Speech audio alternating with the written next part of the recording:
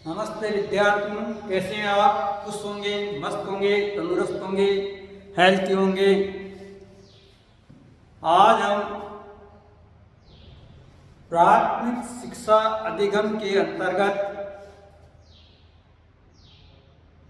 क्रिया या यूं कहीं वर्ग के संदर्भ में विस्तार से जानकारी अर्जित करेंगे। देखिए विद्यार्थियों, क्रिया किसे कहते हैं?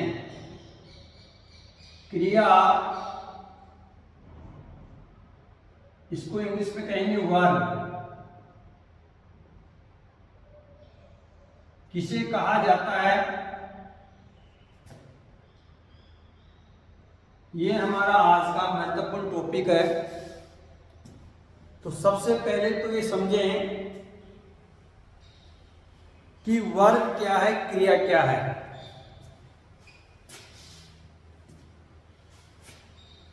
साधारण रूप से हम कह सकते हैं किसी भी काम को करने का जो भाव होता है, तरीका होता है, या फिर ये कहें कि ऐसे वाक्य जिसमें कर्ता के संदर्भ में स्टेटस, सिचुएशन और स्टेट को दर्शाते हैं, उन शब्दों को हम वर्ब कहते हैं। कहने का तात्पर्य ये हुआ कि किसी भी वाक्य में सब्जेक्ट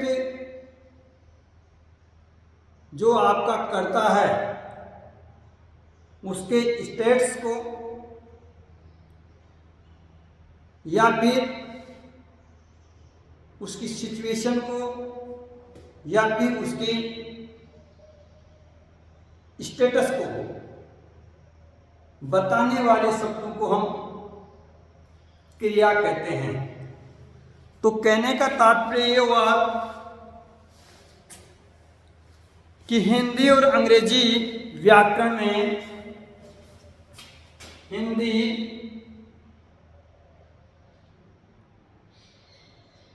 और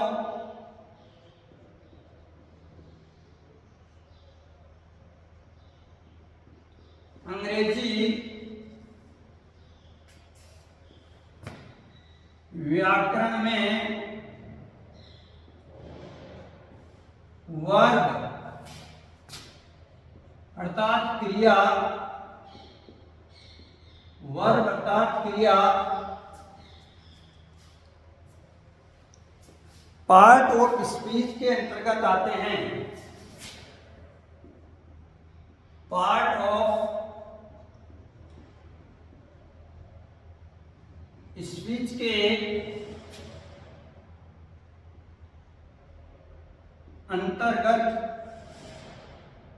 अंतर्गत आते हैं। अर्थात in other way verb is a part of a sentence. वाक्य का एक भाग वर्ब है, क्रिया है। जो वर्ब की परिभाषा है वह स्पष्टता है कि क्रिया के वे शब्द जो किसी कार्य के होने या करने अथवा किसी व्यक्ति या वस्तु की स्थिति का बोध कराते हैं। मैंने आपको पहले भी 3 शब्द कहा था कि किसी भी वाक्य में कर्ता के संदर्भ में उसका स्टेटस, कोमा, सिचुएशन और स्टेट बताने वाले शब्दों को हम क्रिया कहते हैं। इन्हें हम निम्न उदाहरण से अच्छी तरह समझ सकते हैं। जैसे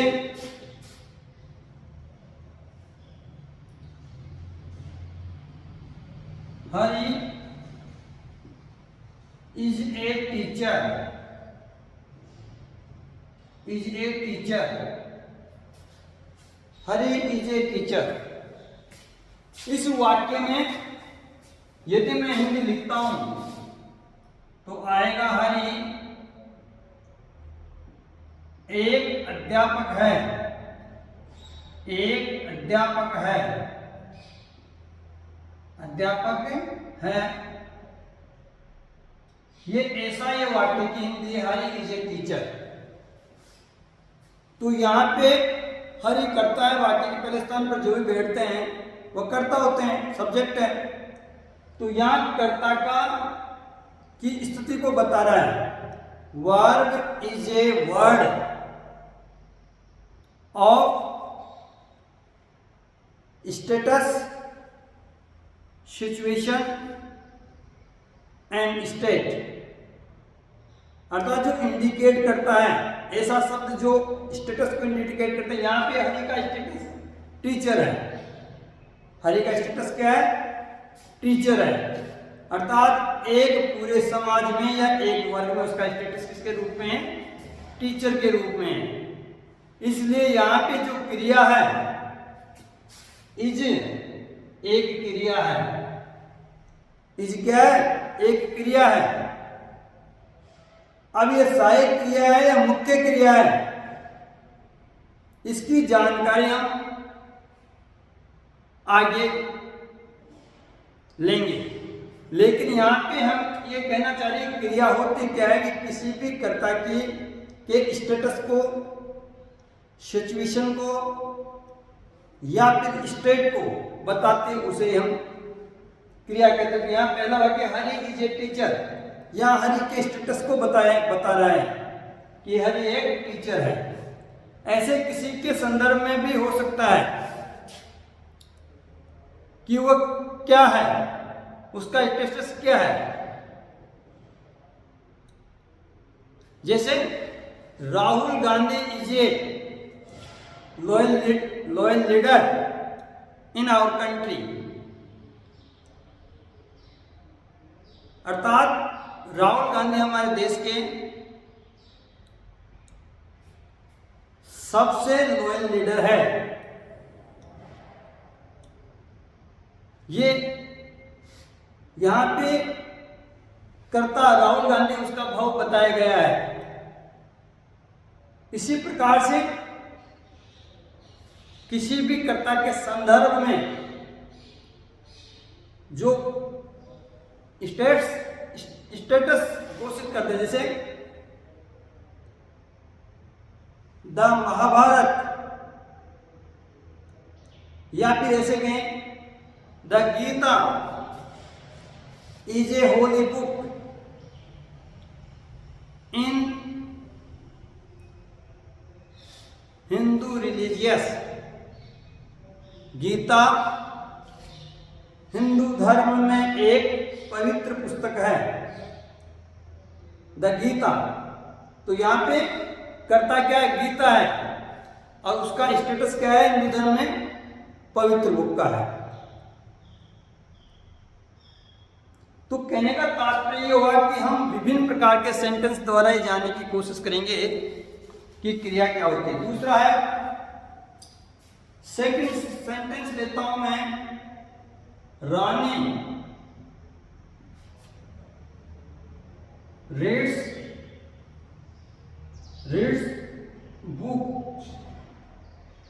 बुक्स एवरी मॉर्निंग,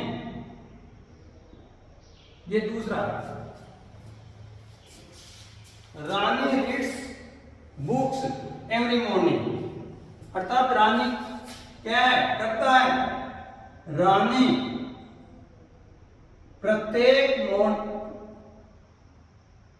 प्रति मॉर्निंग या एवरी मॉर्निंग, प्रत्येक मॉर्निंग मतलब प्रत्येक सुबह पुस्तकें पढ़ती है, पुस्तकें पढ़ती है। यहां रानी क्या सब्जेक्ट है। अब तीन चीजें थी, स्टेटस, सिचुएशन एंड स्टेट। पहला वाक्य हरि के स्टेटस बता रहा है, दूसरे वाक्य में रानी का स्टेट बता रहा है, अर्थात दशा बता रहा है कि रानी क्या कर रही, कार्य बता रहा है। इसका रानी रीड्स बुक्स एवरी मॉर्निंग, रानी प्रत्येक सुबह पुस्तकें पढ़ती है, अर्थात उसकी सुबह की जो दशा है, सुबह का जो उसका मनोदशा है, सुबह की जो स्थिति है रानी की, वो किताबें पढ़ने की रहती है, उसकी स्थिति है, सिचुएशन है। इसी प्रकार से हम अनेक प्रकार के एग्जाम्पल्स ले सकते हैं। Sunil writes a letter to his teacher, Sunil writes a letter to his teacher, Sunil अपने अध्यापक को पत्र लिखता है। तीसरा example, Sunil writes a letter to his teacher,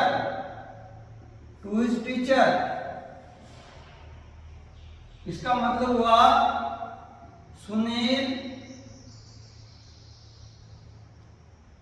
अपने शिक्षक को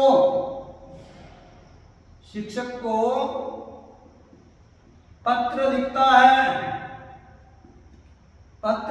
है। ये मेरा तीसरा वाक्य है। तो अब क्लियर हो गई चीजें कि वर्ब क्या है, कि किसी भी वाक्य में स्टेटस, सिचुएशन और स्टेट को इंडिकेट करने वाले शब्दों का समूह क्रिया कहलाते हैं। शब्दों का समूह, a group of words are called verb if these words indicate status, situation and state, अर्थात शब्दों का वह समूह जो किसी भी वाक्य में स्टेटस को, स्टेट को और सिचुएशन को प्रदर्शित करते हैं, उन्हें हम क्रिया कहते हैं। संस्कृत में भी क्रियाएं होती है, हिंदी में भी होती है और इंग्लिश में भी होती है। अब क्रिया के डेफिनेशन हमने पढ़ लिए, इसके बाद इनका वर्गीकरण पढ़ेंगे कि क्रिया का वर्गीकरण कितने प्रकार से किया जाता है। तो देखिए क्रिया का वर्गीकरण, क्लासिफिकेशन ऑफ वर्ब्स, क्रिया का वर्गीकरण, टाइप्स ऑफ वर्ब्स कह सकते हैं या क्लासिफिकेशन ऑफ वर्ब्स बोल सकते हैं। क्रिया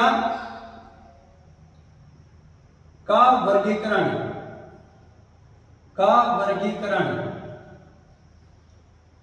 या फिर मैं कह सकता हूं क्रिया का प्रकार, या फिर मैं कह सकता हूं क्रिया का प्रकार। क्लासिफिकेशन ऑफ वर्ब,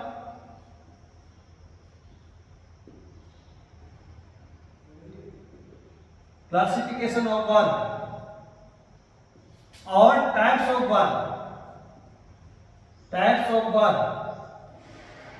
क्रिया के प्रकार, अर्थात क्रिया कितने प्रकार की होती है, क्रियाओं को कितने प्रकार से वर्गीकृत किया गया है। तो इसकी अलग अलग स्थितियां होती है। पहली जो मेरी स्थिति है, देखिए हैश लगा करके मैं इसको इंडिकेट कर रहा हूं। तो पहले मेरी स्थिति है on the basis of function, on the basis of function, on the basis of function. अर्थात पहला वर्गीकरण जो मैं करूंगा क्रिया का, वह करूंगा on the basis of function, कार्य के आधार पर। क्रिया जो भी शब्द है क्रिया के रूप में, वह क्या कार्य कर रहे हैं, उसके आधार पर मैं क्रिया को वर्गीकृत करता हूं। तो ये दो प्रकार की होती है on the basis of function. एक होती है आपकी मेन वर्ब, एक होती है आपकी मेन वर्ब, और दूसरी होती है आपकी हेल्पिंग वर्ब, हेल्पिंग वर्ब और एक्सुलरी वर्ब, हेल्पिंग वर्ब या एक्सुलरी वर्ब। अर्थात क्रिया किसे कहते हैं, इसकी डेफिनेशन के बाद क्रिया का प्रकार, क्रिया का वर्गीकरण दो प्रकार से किया जाता है। तो पहला जो वर्गीकरण है मैं कहूंगा on the basis of function, कार्य के आधार पर, कार्य के आधार पर, on the basis of function, कार्य के आधार पर। ये दो प्रकार की होती है, मेन वर्ब और हेल्पिंग वर्ब। तो सबसे पहले हम पढ़ेंगे मेन वर्ब। इसमें मैं मेन वर्ब, मेन वर्ब अर्थात मुख्य क्रिया, अर्थात मुख्य क्रिया, मुख्य क्रिया। मेन वर्ब का मतलब हो गया मुख्य क्रिया। तो मुख्य क्रिया क्या होती है, मुख्य क्रिया के अंतर्गत वर्क, एक्शन और एक्टिविटी शामिल होती है। मुख्य क्रिया में क्या क्या शामिल होते हैं, वर्क, एक्शन और एक्टिविटी। मेन वर्क में तीन चीजें मुख्यतः शामिल है, work, action and activity. Main work में वर्क कार्य, एक्शन और एक्टिविटी क्रियाविधि। तो ये तीनों चीजें जिसमें शामिल होती है उसको हम मेन वर्ब कहते हैं। जैसे जैसे गो, कम, प्ले, डांस, ये सब आपकी मेन वर्ब होती है। गो, कम, प्ले, डांस, स्मोक,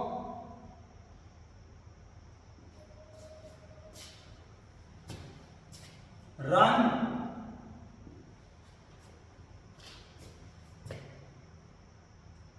सिंग,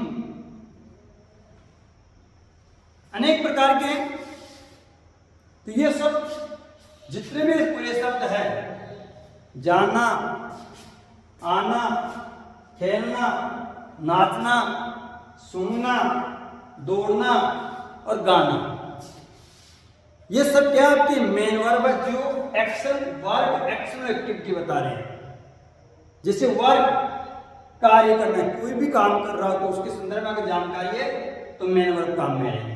एक्शन कोई भी गतिविधि है उसके लिए भी एक्शन और एक्टिविटी, एक पूरा समूह कोई एक्टिविटी कर रहा है, गतिविधियां आयोजित हो रही है, पूरे के पूरे मेन वर्ब के अंतर्गत आएगी। तो मेन वर्ब के अंतर्गत हमारे पास आता है वर्क, एक्शन एंड एक्टिविटी। तो ये याद रखें बच्चों कि मेन वर्ब के का जो मुख्य कार्य होता है वह उस सेंटेंस में वर्क, एक्शन और एक्टिविटी को संपादित करता है। किसी भी सेंटेंस में वर्क, एक्शन और एक्टिविटी को संपादित करने वाले शब्द या शब्दों का समूह मेन वर्ब कहलाते हैं, जिसमें गो, कम, play, dance, smoke, run, Singh, right, jump,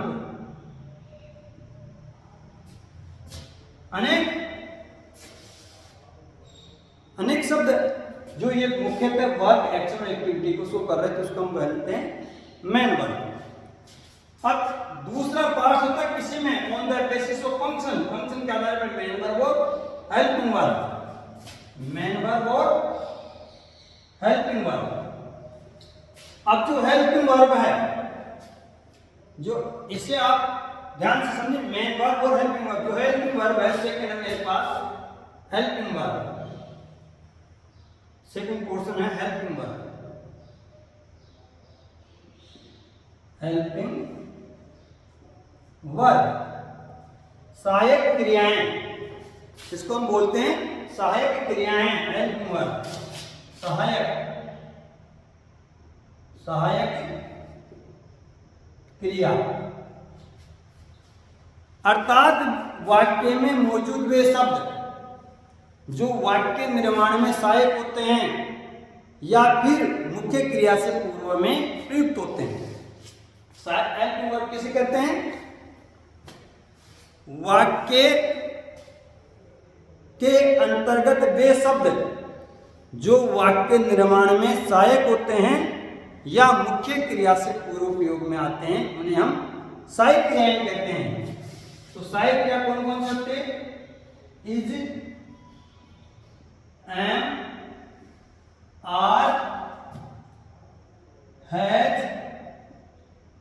have, had, do, does, did, will, shall, ये सब सहायक क्रियाएं हैं। ये सब क्या होती है? आपकी सहायक क्रियाएं होती है। तो सहायक क्रियाओं को हम एक्चुअली वर्ब या हेल्पिंग वर्ब कहते हैं। Is, am, are, has, have, do, does, did, will और शैल। अब दो प्रकार के on the basis of function, कार्य के आधार पर क्रियाएं दो प्रकार की होती है, मेन वर्ब और हेल्पिंग वर्ब। मेन वर्ब में क्या होता है? मेन वर्ब मुख्यतः वर्क, एक्शन और एक्टिविटी को शो करते हैं, जबकि हेल्पिंग वर्ब सेंटेंस को पूर्ण करने में सहायक होती है या मुख्य क्रिया से पूर्व लगती है। कभी कभी सहायक क्रियाएं भी मुख्य क्रिया का कार्य करती है, ये ध्यान रखना। कभी कभी सहायक क्रियाएं भी मुख्य क्रिया का कार्य करती है, ये भी हमारे को याद रखना है। जैसे राम इज ए टीचर, जैसे यहां दिया था मैंने पहले, Ram is a teacher, Ram एक शिक्षक है। यहां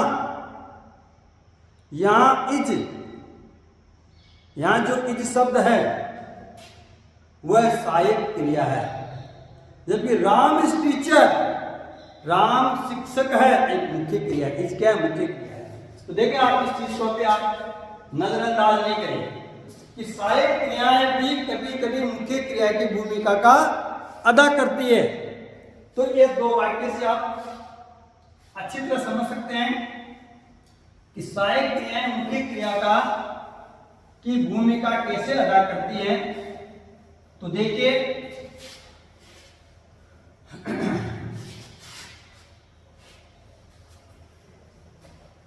जैसे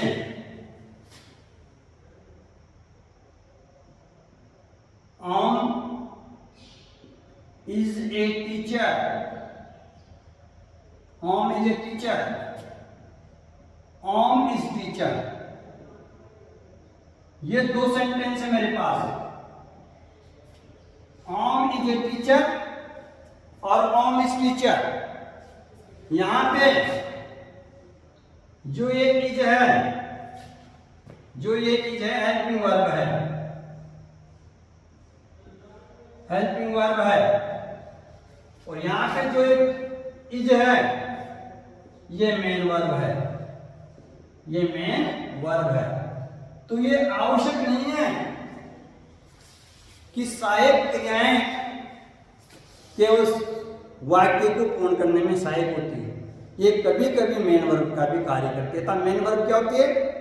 जिसमें वर्क, एक्टिविटी एंड एक्शन शामिल होते हैं, उन्हें हम मेन वर्ब कहते हैं। तो यहाँ पे ओम इज टीचर, ओम शिक्षक है, ओम इज ए टीचर, ओम एक शिक्षक है। तो यहाँ पे ओम का स्टेटस बताया गया कि टीचर का। यहाँ पे इसका मतलब है, पूर्ण कर रहा है वाक्य को, इस कारण यहाँ पे ये हो गई मेन वर्ब। तो on the basis of function the verb is divided in two parts, main verb and helping verb। अब दूसरा है मेरे पास, सेकंड हैश लगा के लिख रहा हूं, second on the basis of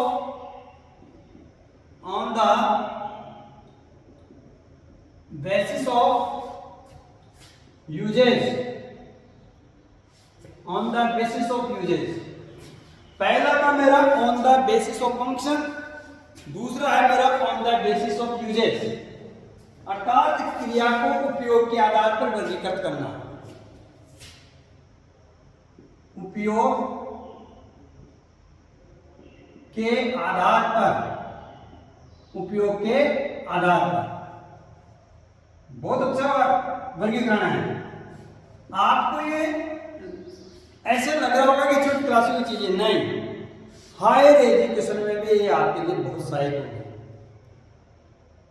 verb is very very helpful for your higher studies.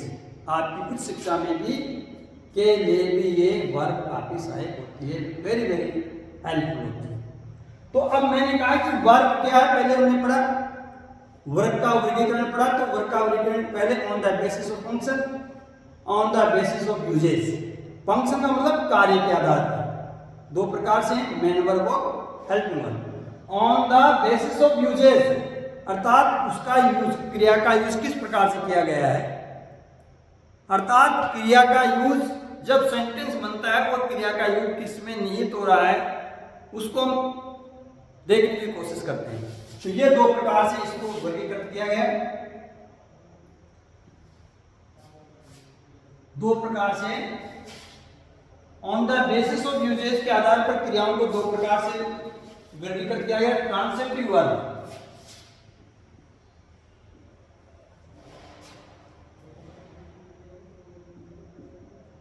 Transitive verb, और दूसरा है इनट्रांसिटिव वर्ब।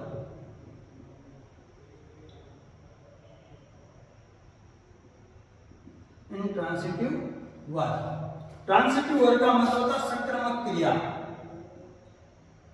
सक्रमक क्रिया, और इनट्रांसिटिव का मतलब होता है आक्रमक क्रिया,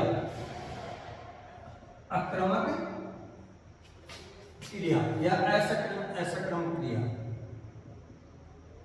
तो देखिए, on the basis of usages, on the basis of usages के आधार पर वर्ब को दो प्रकार से डिवाइड किया गया। वर्ब वही है आपकी on the basis of function, main verb and helping verb. इसी प्रकार से जो मेन वर्ब और हेल्पिंग वर्ब है उनका वर्गीकरण कर रहे हैं हम ट्रांसिटिव वर्ब के रूप में और इनट्रांसिटिव वर्ब के रूप में। सक्रमक क्रिया, जैसा कि शब्द से, हिंदी शब्द से ही पता पड़ा कि सक्रमक क्रिया किसे कहते हैं, आक्रमक क्रिया किसे कहते हैं। एक ऐसी क्रिया अर्थात मेन वर्ब, अर्थात एक मुख्य, एक ऐसी क्रिया या मेन वर्ब जो केवल क्रिया, जो केवल क्रम के अर्थ में ही प्रयुक्त हुई है, अर्थात उसमें निहित हो गई, क्रम में निहित हो गई, उसे हम कहते हैं सक्रमक क्रिया। जैसे राम रीड्स ए बुक,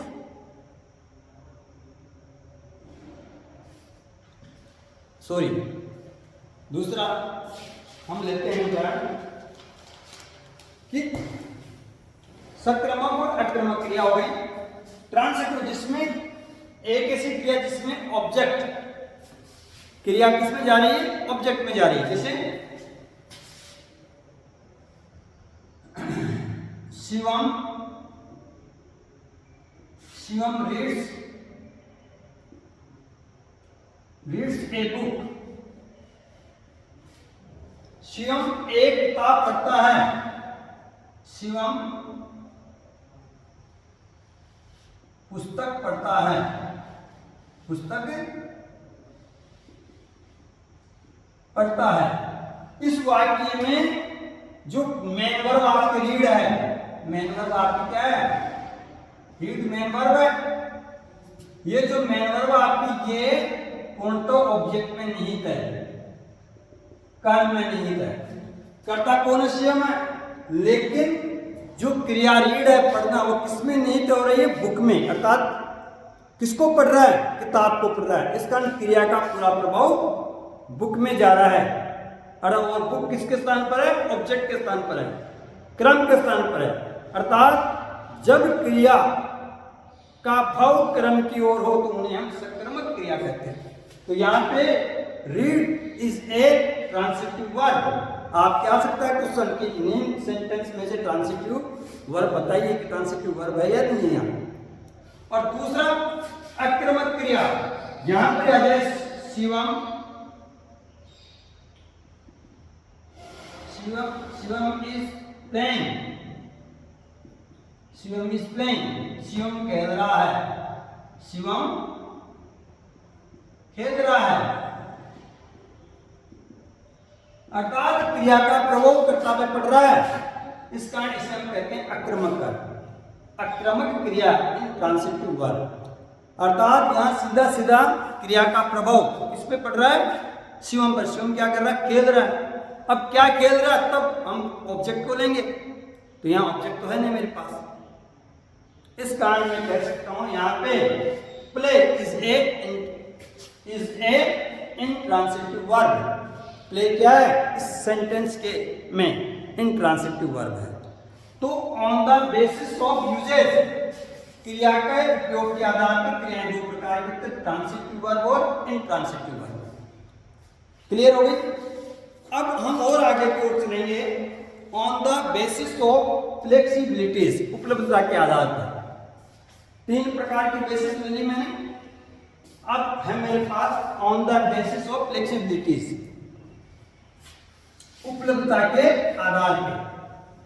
अर्थात मेरे पास जिस प्रकार से क्रियाएं उपलब्ध होगी और उनका यूज मैं किस प्रकार से कर रहा हूं, उसके आधार पर मैं इनको वर्गीकृत करूंगा।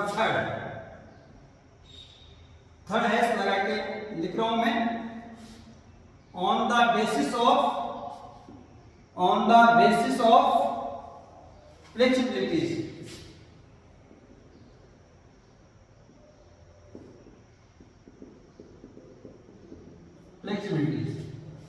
On the basis of flexibilities अर्थात उपलब्धता के आधार पर,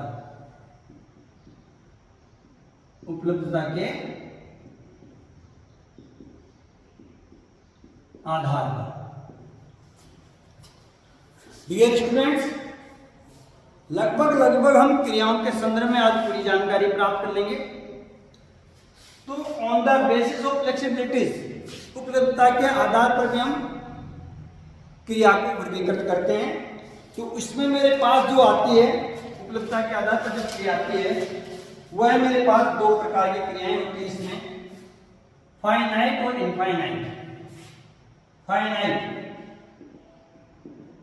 फाइनाइट वर्ब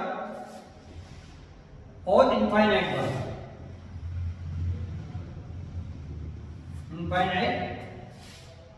वर्ब। जैसा कि शब्द से ही नीत हो रहा है और फिर उपलब्धता के आधार पर फाइनाइट वर्ब क्या है, इनफाइनाइट वर्ब क्या है, इसको और वर्गीकृत करते हैं। फाइनाइट वर्ब तो एक प्रकार से हो जाएगी जहां पे किसी भी कार्य का किया जाना निश्चित है, परिमित है, उसे हम फाइनाइट वर्ब कहेंगे। एक निश्चित दायरे में यदि कोई भी कार्य हो रहा है, कोई भी एक्टिविटी हो रही है, या कोई भी एक्शन हो रहा है, या कोई भी वर्क हो रहा है, तो एक निश्चित दायरे में हो, उसको बोलते हैं फाइनाइट वर्ब। और जब वो दायरे से बाहर आ जाती है, पता नहीं है कि कब तक वो काम चलेगा, तो उसको हम बोलते हैं इनफाइनाइट वर्ब। फाइनाइट वर्ब और इनफाइनाइट वर्ब। अब इनफाइनाइट वर्ब को भी हम अलग अलग भागों में डिवाइड करते हैं। इनफाइनाइट वर्ब को भी हम अलग अलग भागों में डिवाइड करते हैं। इसको हम कहते हैं इनफाइनाइट वर्ब को नॉन फाइनाइट बोलेंगे, सॉरी नॉन फाइनाइट। इसको इनफाइनाइट जर्न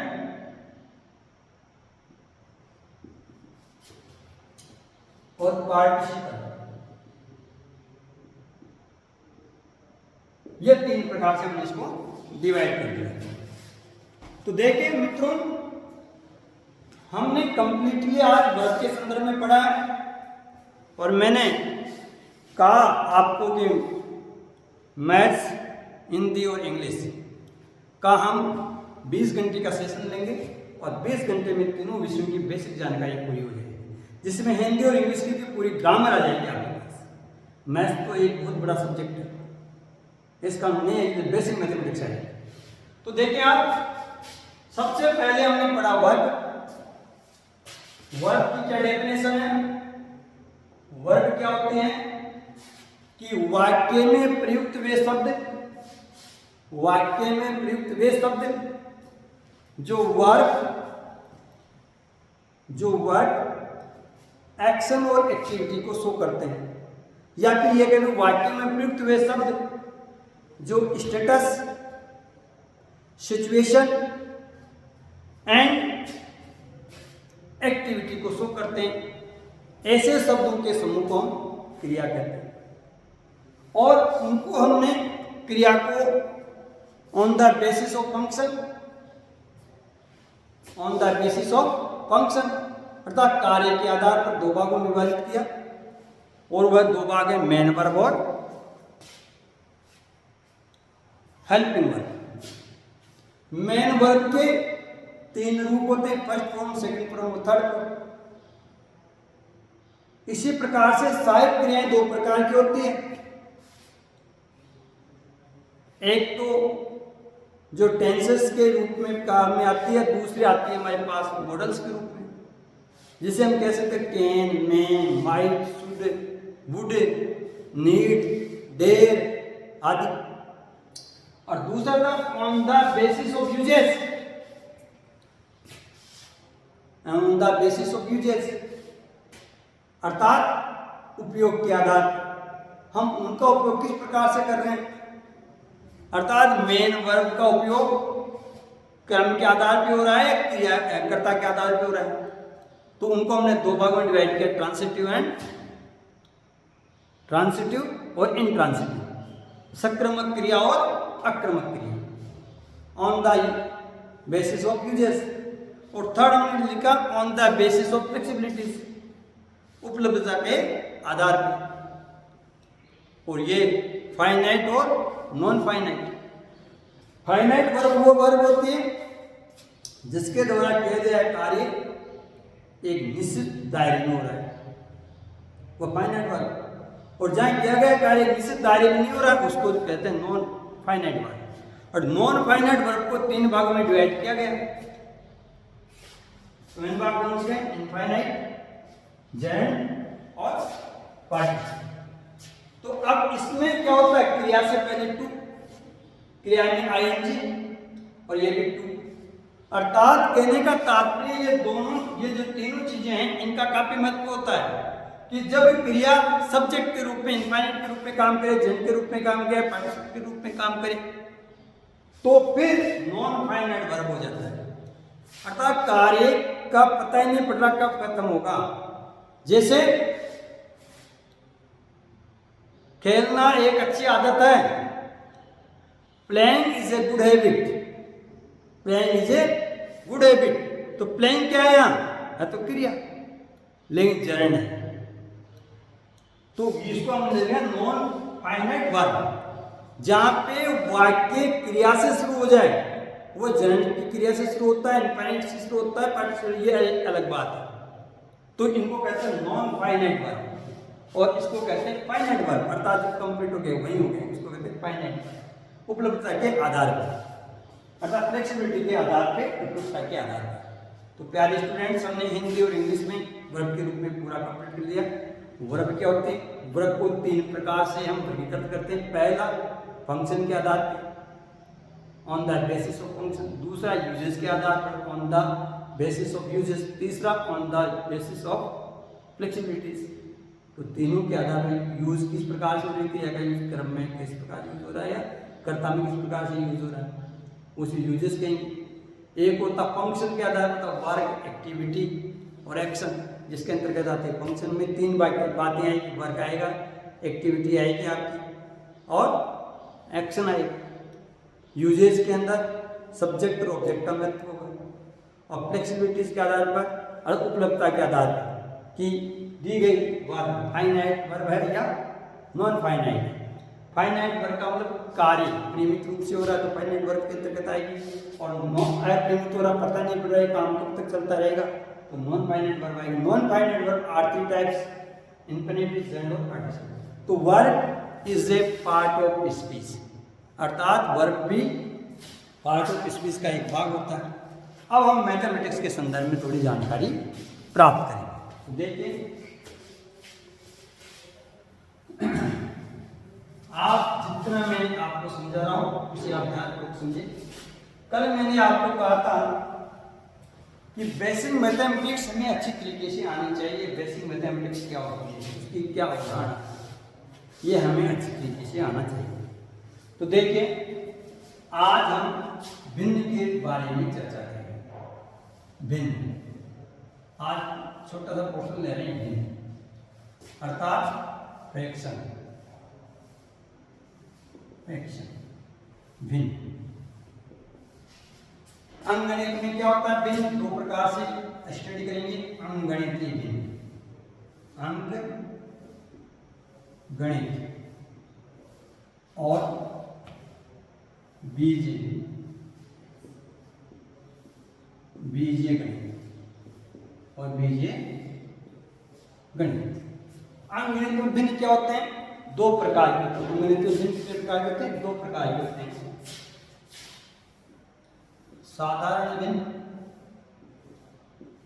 साधारण भिन्न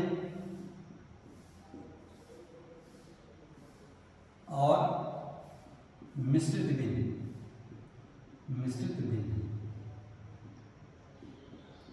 जबकि बीजीय गणित में ऐसा कुछ भी नहीं होता, ऐसा कुछ भी नहीं होता। साधारण भिन्न किसे कहते हैं, साधारण भिन्न भी अनुचित भिन्न और उचित भिन्न दो प्रकार से डिवाइड होते हैं। साधारण भिन्न, अनुचित भिन्न, अनुचित भिन्न दो भाग में डिवाइड किया, अनुचित और उचित भिन्न, उचित भिन्न। ऐसे बीजीय गणित में मिश्रित भिन्न तो होती नहीं है, लेकिन अनुचित भिन्न और उचित भिन्न जरूर होती है। अनुचित भिन्न और उचित भिन्न होती है, उचित भिन्न।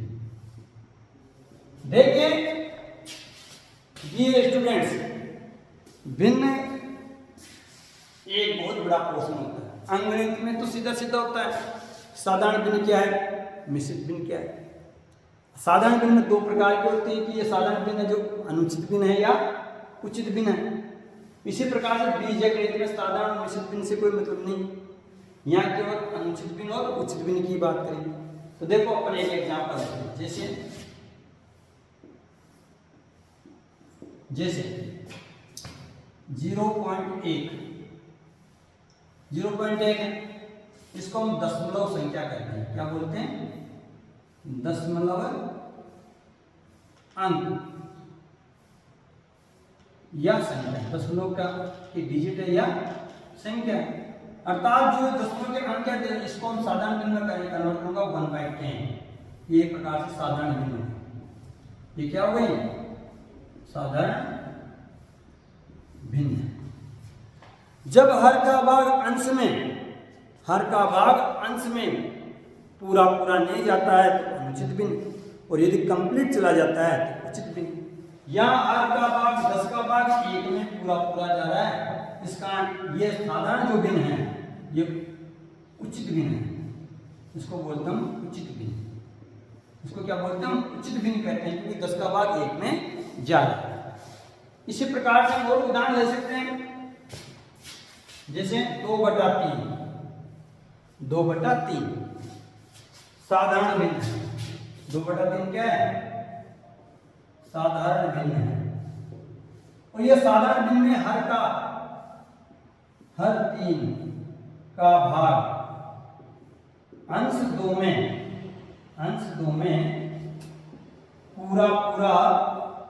पूरा नहीं जा रहा है, इसलिए ये अनुचित भिन्न है। साधारण भिन्न में कौन सी भिन्न हो गई? अनुचित भिन्न कहते हैं उसको। हम क्या बोलते हैं? अनुचित भिन्न। प्रत्येक मिश्रित भिन्न को साधारण भिन्न में बदला जा सकता है। जिस प्रकार से मेरे पास आ जाए 1 से 2/3, ये एक प्रकार का मिश्रित भिन्न है। ये क्या आपकी मिश्रित भिन्न है। इसको साधारण भिन्न में चेंज कर सकता हूं 5/3 साधारण भिन्न। अब ये देख रहे हैं उचित है या अनुचित है। हम कभी ऐसे भी करते हैं कि जब हर का मान अंश के मान से छोटा हो तो अनुचित भिन्न कहते हैं, और अंश का मान हर के मान से ज्यादा है तो उचित भिन्न कहते हैं। तो ये भाव होना चाहिए हमारा। भाग देने के लिए पता नहीं है। तो 5/3 उचित भिन्न है। क्यों है 5/3 उचित भिन्न? क्यों है? क्योंकि अंश का मान हर के मान से ज्यादा है, इसका उचित भिन्न है। और जब अंश का मान हर के मान से कम हो जाए तो अनुचित भिन्न है। तो कहने का तात्पर्य सबसे पहले साधारण अपने को आना चाहिए मिश्रित भिन्न। मिश्रित भिन्न को हम बदल सकते हैं साधारण भिन्न। दशमलव की संख्याएं भी एक प्रकार की भिन्न होती है, और उसमें यदि अंश का मान हर के मान से ज्यादा है तो हम कहेंगे उचित भिन्न, और यदि अंश का मान हर के मान से कम है तो हम कहेंगे अनुचित। ये तो हो गए अंगगणित के अंदर। अब आते हैं मेरे पास बीजगणित। बीजगणित में भी ऐसा होता है कि पहले बीजीय व्यंजक का अध्ययन करेंगे, जैसे x² + 1/x। ये बीजीय भिन्न है। ये क्या बीजीय भिन्न है? x² + 1/x बीजीय भिन्न है। जब अंश के व्यंजक की घात, इसमें हम क्या करें? अंश और हर में प्रदत्त व्यंजकों की घात का निर्धारण करेंगे। हर का जो व्यंजक x है वह एक घाती है। अंश का जो व्यंजक है x² + 1 वह द्विघाती है। जब अंश के व्यंजक की घात हर के व्यंजक की घात से अधिक हो या बराबर हो तो हम उसको कहते हैं उचित भिन्न। उसको क्या बोलते हैं? उचित भिन्न। अर्थात हर का भाग अंश में दिया जाना संभव है। ऐसा हम समाकलन में भी पढ़ेंगे। जब तक हमें इस चीज का पता नहीं हो कि ये बीजीय भिन्न है, ये बीजीय भिन्न में क्या मैं हर का भाग अंश में दे सकता हूं? कब दे सकता हूं? जब अंश में प्रयुक्त बीजीय व्यंजक की घात और हर में प्रयुक्त बीजीय व्यंजक की घात की तुलना करें। यदि अंश में प्रयुक्त बीजीय व्यंजक की घात हर में प्रयुक्त बीजीय व्यंजक की घात के बराबर या बड़ी है, तब हम उसको डिवाइड कर सकते हैं, भाग दे सकते हैं, और उसको हम कहते हैं आंशिक भिन्न। अर्थात उसको पार्शियल भिन्न के रूप में कन्वर्ट कर सकते हैं। जैसे मैंने x² + 1 का भाग x² + 1 में दिया। x का भाग x² में x बार x को गुणा किया x², घटाऊंगा माइनस, तो ये तो कैंसिल हो गया, 1 बच गया। तो इसको मैं लिख सकता हूं 1 से ही x²x/x। अर्थात जैसे मान लीजिए मैंने 5/3 है, इसको मैं भाग देता हूं 3 एकम 3, 1 से 2/3, 3 एकम 3, 3 2 5। ऐसे ये हो गया मेरे पास x एकम x, और यहां पे मेरे पास सॉरी गलत हो गया। तो यहां पे इसका भाग दिया जाना संभव है। इस कारण मैं इसको लिखता हूं x, मेरे पास बच गया प्लस माइनस का ये x माइनस कितने बार भाग गया मेरे पास x का, x में 1 बार बटे x, ये है x प्लस 1 बटा x लिख सकता हूँ, इसको भाग देके लिख सकता हूँ x प्लस 1 बटा x लिख सकता हूँ। अर्थात इस x square plus 1 upon x को में भाग दूंगा तो मेरे पास x प्लस 1 अपॉन x आ जाएगा। अर्थात इसको मैंने आंशिक भिन्न में कन्वर्ट कर दिया। तो आप ये समझें कि जब किसी बीजीय व्यंजक में अंश की घात, अंश में दिए गए प्रयुक्त बीजीय व्यंजक की घात हर की घात के बराबर है या बड़ी है तो हम हर के व्यंजक का भाग अंश के व्यंजक लिख देंगे, अदरवाइज नहीं देंगे, वहीं छोड़ देंगे। फिर दूसरी विधि से हम उसको हल करते हैं। उस फिर आंशिक भिन्न को हल करने की विधि दूसरी हो जाती है, या तो पुनरावृत्त विधि से हल करते हैं। जब मैं आंशिक भिन्न आपको 12th क्लास में पढ़ाऊंगा तब बताऊंगा, बाकी हमें भिन्न के अर्थ में चीजें समझ में आनी चाहिए। आप मैथ्स, हिंदी और इंग्लिश की बेसिक नॉलेज ले रहे हैं, भिन्न की नॉलेज दी हमें, अंगणित में भिन्न क्या होते हैं और बीजीय भिन्न क्या होते हैं। बीजीय भिन्न is a very very important portion. Algebraic fraction बहुत ही महत्वपूर्ण पोर्शन है हायर स्टडीज के, जो काफ़ी काम आता है, काफ़ी काम आएंगे हमारे समाकलन में। इसमें काम आएंगे समाकलन में, हमारे सबसे ज़्यादा काम में आते हैं तो आंशिक भिन्न काम आती है। धन्यवाद। आशा करता हूँ आपको ये ब्लॉग अच्छा लगा होगा और आप इसे अधिक से अधिक सब्सक्राइब करें।